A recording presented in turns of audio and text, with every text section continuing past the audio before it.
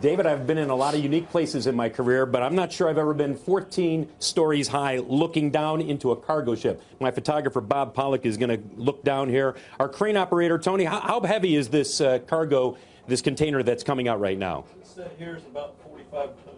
45 tons, guys. And just to give you some perspective, this cargo ship came from the Middle East, has consumer goods. There are 6,700 of these types of containers that are being offloaded from this ship. We've got a second signal here at the port of Charleston to give you some perspective of how quickly they are loading and unloading container ships like this. The reason we're here is because exports, especially in South Carolina and in the southeastern United States, have become so important and are becoming even more important as more manufacturers either expand operations here in South Carolina or they add facilities. Petrochemical business, by the way, is just exploding down in this part of the country, and that means more business here at the Port of Charleston, 10th busiest in the country, and they're in the midst of a $2.3 billion expansion to make this the deepest port on the eastern coast.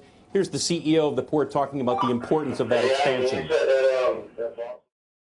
We think that fair trade doesn't mean no trade, so we think the global supply chain is sound, that it will continue to grow. And most of the foreign direct investment in manufacturing, we believe, will be in the Southeast. So we have to invest in existing facilities and new facilities in our harbor depth so that we can handle the big ships that will carry that traffic.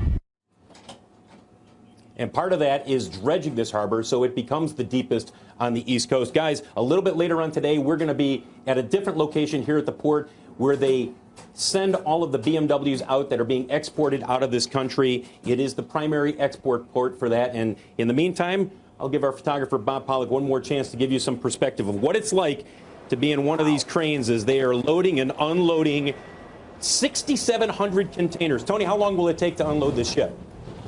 About 10 hours. 10 hours. 10 hours, guys. Some perspective from Charleston.